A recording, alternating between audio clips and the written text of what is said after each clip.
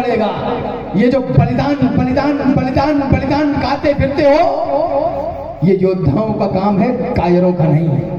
Corona में लोग मर रहे थे, बाहर लॉकडाउन लगा था, लेकिन ठेके पर कोई लॉकडाउन नहीं था।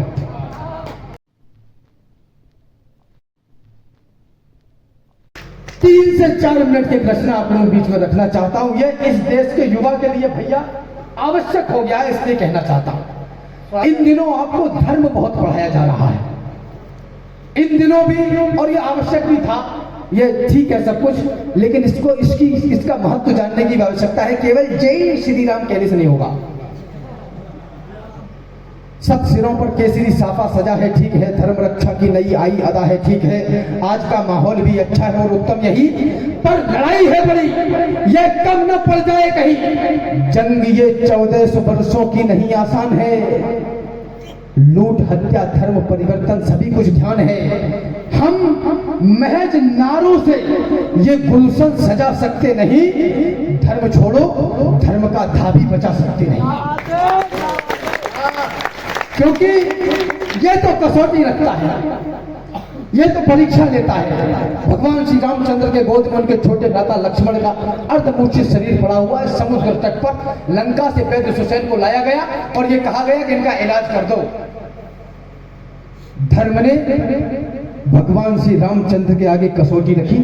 राधे श्याम तिवारी जी रेखांकित करते हैं, वैद्य सुसैन ने भगवान से बोला, थोड़ा ध्यान दे दो भैया, वैद्य सुसैन से बोला कि मैं, देखिए धर्म क्या है, मैं वैद्य दशानन के घर का किस तरह आपका काम करूं, अनुचित है यदि लंकापति के वैरी को मैं आराम करूं, जिसमें प्रत्यक्ष बुराई है कैसे वह कर्म किया जाए, क्या राम आज्ञा देते हो इस समय अधर्म किया जाए।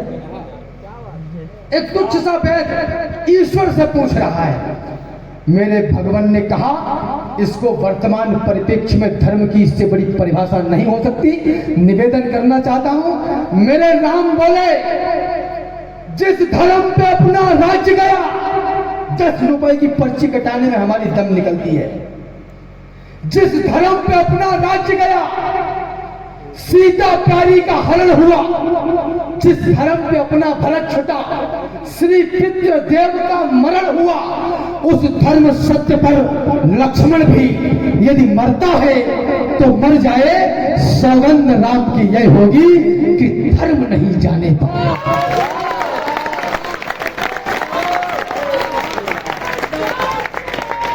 मरना पड़ेगा, गलना पड़ेगा, खपना पड़ेगा। ये जो बलिदान बलिदान बलिदान बलिदान गाते फिरते हो, ये योद्धाओं का काम है, कायरों का नहीं है।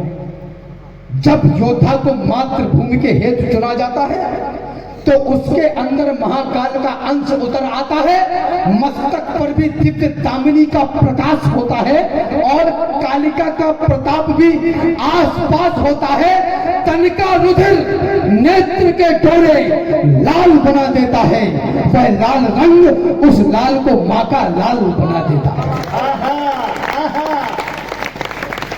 वह लाल रंग उस लाल को मां का लाल बना देता है। तो लोग कितने, विदा करिएगा मुझे, लोग कितने हैं जिन्होंने वेद के पन्ने पढ़े। क्या कोरोना में लोग मर रहे थे, बाहर लॉकडाउन लगा था, लेकिन ठेके पर कोई लॉकडाउन नहीं था। ऐसे चरित्र हैं हमारे। लोग कितने हैं जिन्होंने वेद के पन्ने पढ़े। माफ करिए अगर मैं चुप रहा हूं, लेकिन आदरणीय सच केवल इतना ही है और कुछ है नहीं। ये सब कुछ कहा जा चुका है। लोग कितने हैं जिन्होंने वेद के पन्ने पढ़े। क्या सही में हम सनातन आवरण से हैं जुड़े? लोग कितने जो चले प्रभु राम के पद बिंदु पर। सच कहूं तो पोतते कालिक रहे इंदु पर। गीता कहाँ है और पुराणों का बताओ क्या हुआ? इतिहास में अंकित प्रमाणों का बताओ क्या हुआ? वंदना व्रत ब्रह्मचारी जिंदगी किसकी रही?